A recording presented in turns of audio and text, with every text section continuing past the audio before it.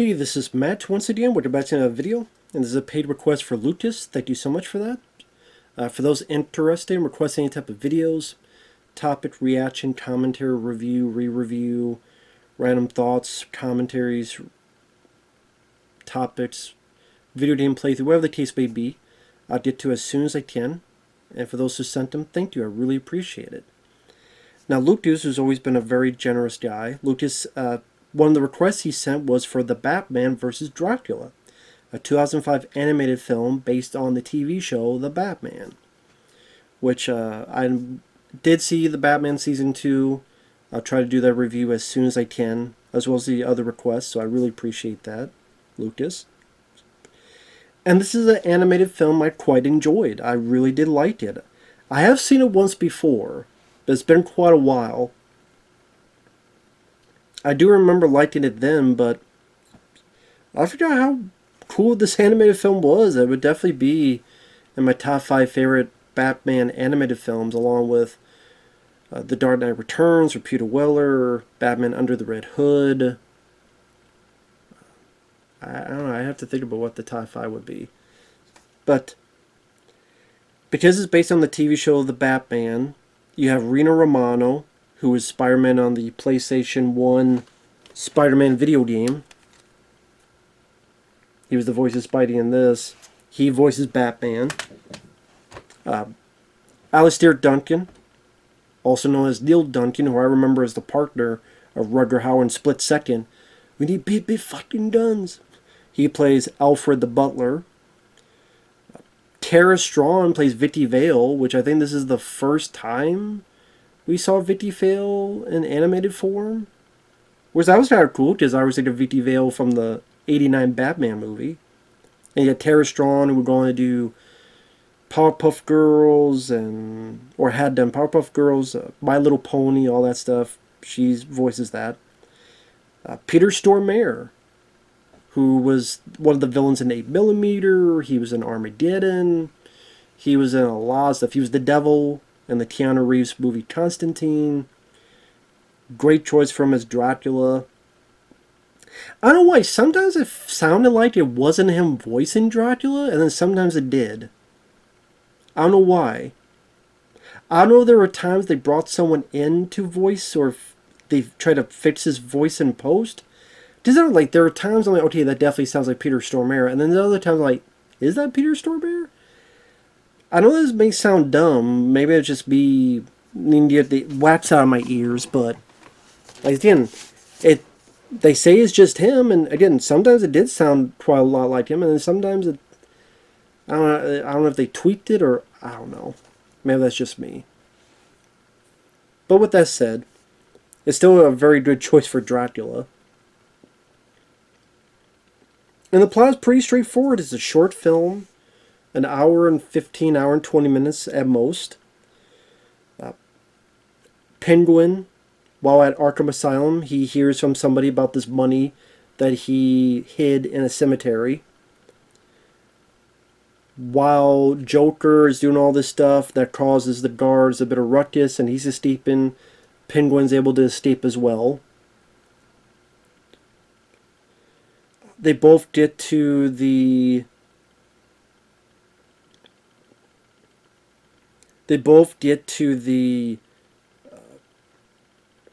cemetery. Batman gets there, fights the Joker. While he's doing that, Penguin tries to go in to try to get the money. Goes further to the cemetery, goes to this crypt, and there's this coffin where this corpse is in. Penguin, by that point, had hurt and cut his hand, trying to pry something with his umbrella with the sword at the end. The blood drips down onto Dracula's corpse, and it brings it back to life. So, of course, then throughout it, he will hypnotize Penguin to go out during the day, and he'll go out to bite people and create an army of vampires. Sooner or later, Joker, he will be bit as well. Later in the story, he'll be a vampire too. So Batman has to deal with dating Vicky Vale and her not finding out his identity, deal with the vampires, including a Joker vampire, and then cure these people and defeat Dracula. And that's the story in a nutshell. The movie was told in a very good, solid pace. I thought the voice acting, for the most part, was fairly good. I liked the gloomy animation. I thought it fit well with the horror trappings that the story is entailing. Bit surprised to see a bit of blood when you see Penguin's blood like drip down onto Dracula's corpse. The designs of the characters, I mean, if you didn't like them on the show, it's probably not going to much matter. Like Joker, looks like if Rob Zombie had designed the Joker, where he's got like these big like dreadlock hairs and stuff. I didn't mind it, but I could see why other people would be not big fans of it. Like the show, the action is fairly well done. It did feel like a much more action-heavy show in terms of fisticuffs, at least to me.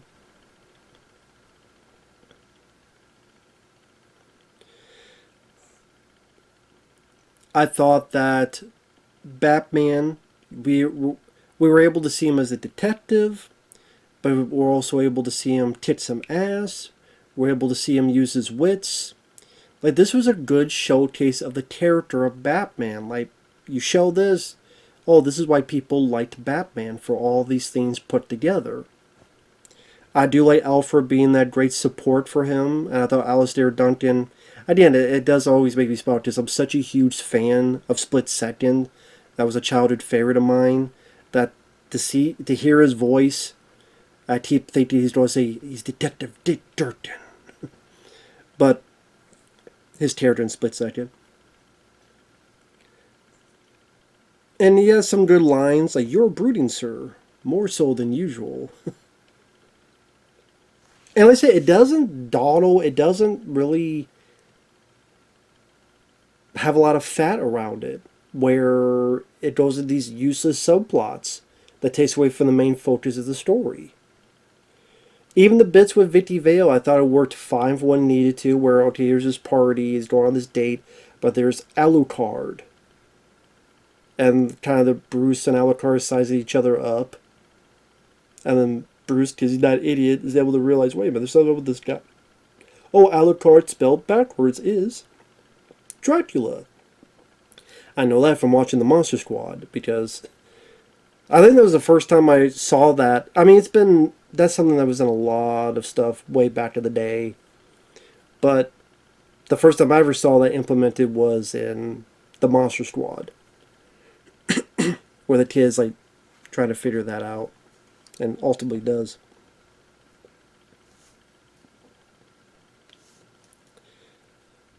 I thought that had some good stylistic moments in terms of animation, like when the vampires see Batman and then they visualize his veins and his heart. I thought that was a really cool visual motif they added in there.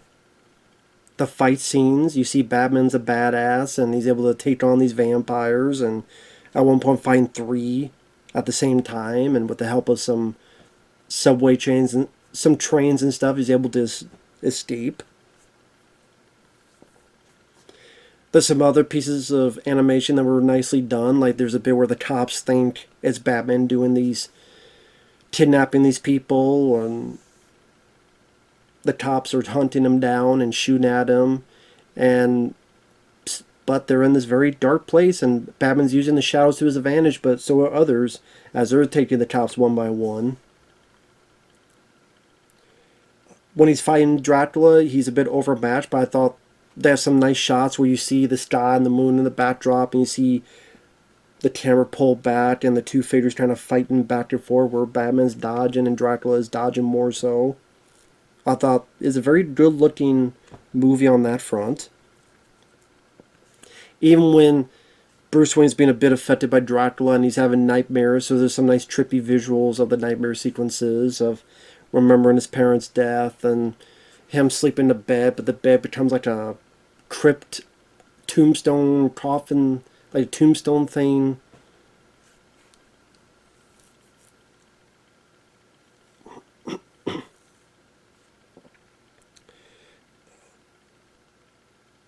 One fight I did like was he needs to try to find a cure for this, so he needs a subject.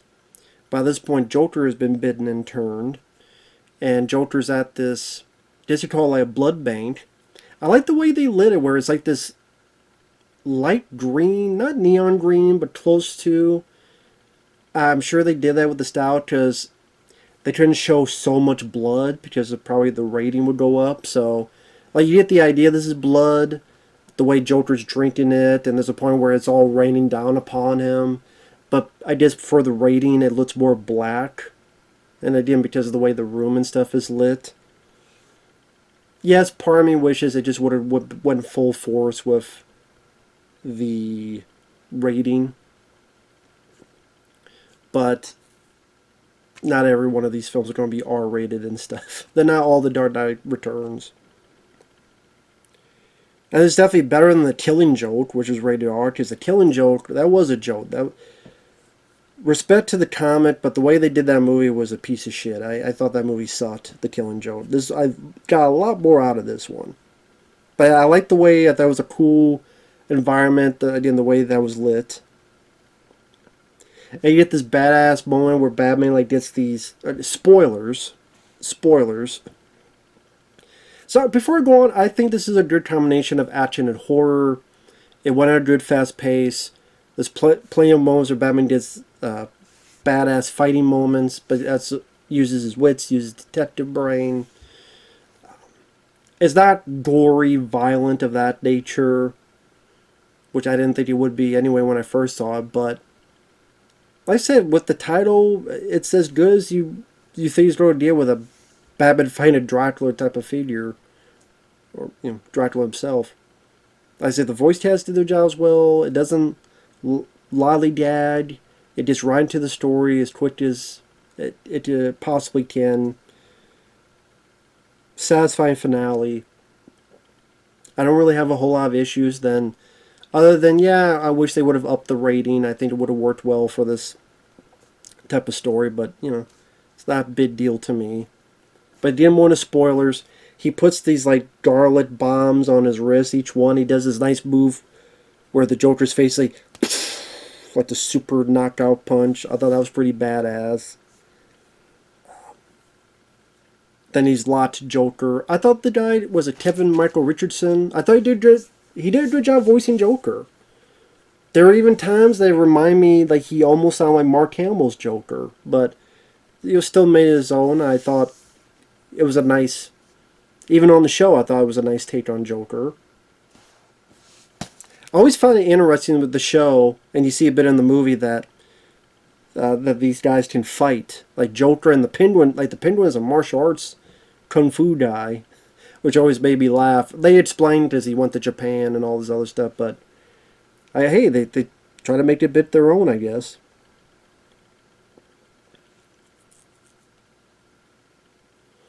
He's able to get the cure. He goes into the lair of Dracula, and then again, just a cool moment where he's got all these little vials, kind of like a less violent version of Blade, like when Blade had those things. But when he put it in them, they would explode. Here, it's a cure, so he's fighting and find ways to stab this antidote at all these people, or sweeping one down, or hitting one in the head, and doing all this stuff. I thought that was very cool. Some pretty cool moments with that. As I always say, it's a good way to show Batman as the badass fighting these guys, but at the same time, given a reason. Like, he doesn't want to kill them because they're innocent people, but he's prepared. He's got all this cure. You beat the shit out of them and then cure them. Like the best of both worlds. You get to see him kick ass, but he's not killing anyone. So, there you go. I like the battle with Dracula where he's trying to fight him, but he realizes he's got to lead him on a chase. And they're able to outwit him. Alfred helps out a little bit. Able to turn that motherfucker into dust. I do like the moment where he's like, you're Bruce Wayne. And Batman puts his arms up and you see the silhouette, the shadow of Batman over Dracula. It's like, I'm the Batman. Like, there can only be 2 bats in this town. And you ain't one of them, Drac. Sorry. There's a real bat in town. His name's the motherfucking Batman. So he gets out of the way, it turns him into dust, and Batman gives like the final tip down, like the nice little exclamation point on that. Jump down and punches him to dust. I thought that was a nice, cool little extra moment for it. Let's say if you like the Batman, if you like a bit of horror mixed in with it, like the way that the cover looks like it's much more titty than you would think. And like it seems like it's much more colorful, like it was a Scooby-Doo episode.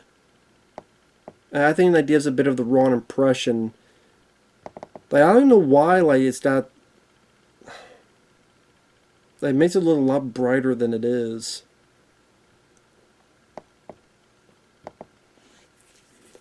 And this might have been the only animated film based on the Batman, like, of that show. I think there was talks of making another. Well, actually, no. I think there's one before. Wasn't the one with the Catwoman? I think that might have been it. I have to look that up now, because I'm bad at remembering all this stuff. And of course, I mean, Batman did fight Dracula in the comics, so it's not like an unheard thing for that to happen. I mean, it did happen in the comics, so... Let's see. Yeah. Well... Maybe I was right, because I'm looking at the animated films. You had... And let me look. You had Master of the Phantasm, which is probably the most well-known. You had Sub-Zero, which I thought was okay. Return of the Joker, based on Batman Beyond, which I love. That is one of my favorite Batman animated films. That would be in the top 5. Return of the Joker. I quite enjoyed that. So yeah, The Dark Knight Returns. Let's see. Mystery of the Batwoman. That was based on the New Batman Adventures, 97-99. Okay. And then Gotham Knight.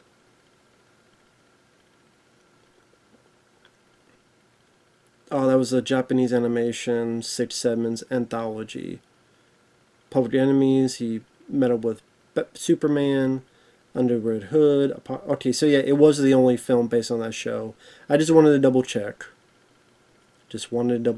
And wow, I didn't realize just how many of these they did, these animated films.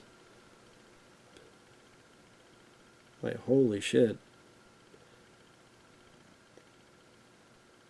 I think I saw Gotham by Gaslight. I remember not minding that one. Soul of the Dragon I've heard of, I never saw.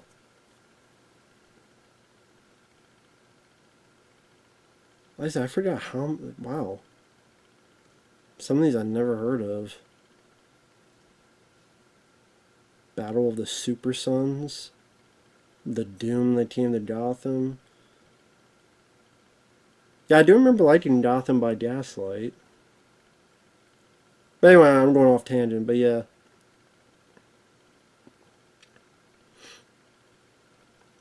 Oh yeah, the one with Adam West, that's right. Return of the Taped Crusaders. That had Adam West. I don't know if I've seen that one, though. Well, I would say of my favorites, like if I did a top 5, The Dark Knight Returns would be number 1, and somewhere in the top 5 would be Return of the Joker, Under the Red Hood. I put Batman vs. Dracula in there, and as of right now, I would probably put either Public Enemies or Gotham by Gaslight was interesting. Yes, I know they did Batman vs. TMNT, but I was not a fan of that film. Just the TMNT, there were pussies in it, and Raphael didn't do shit, and they were getting their ass hit by Robin, because Batman and Robin have to look pristine because they're the more successful characters, to be honest. I just, I didn't care for it. I thought one of the coolest things about the comics, Batman showing Raphael where his parents died to try to give him a bit of a life lesson, and then that's when Raphael was like trying to stick up for Batman, and I thought the most interesting part of that comic they didn't put into the movie, which I'm like, what? That was like the most intriguing part of that comic to me, but I don't know, I'm going off tangent. This one, I thought was pretty good. I thought it was a pretty good, straightforward movie that is worth a look, and it fits with the Halloween season. If you like Batman mixed in with a bit of horror, you want to see Batman kick vampire ass. Like I said, I do wish a bit more adult, violent, but again, I knew that was going to happen. Other than that, pretty cool to see in there. So thanks for watching, take care, and we'll see you guys later. Bye-bye for now.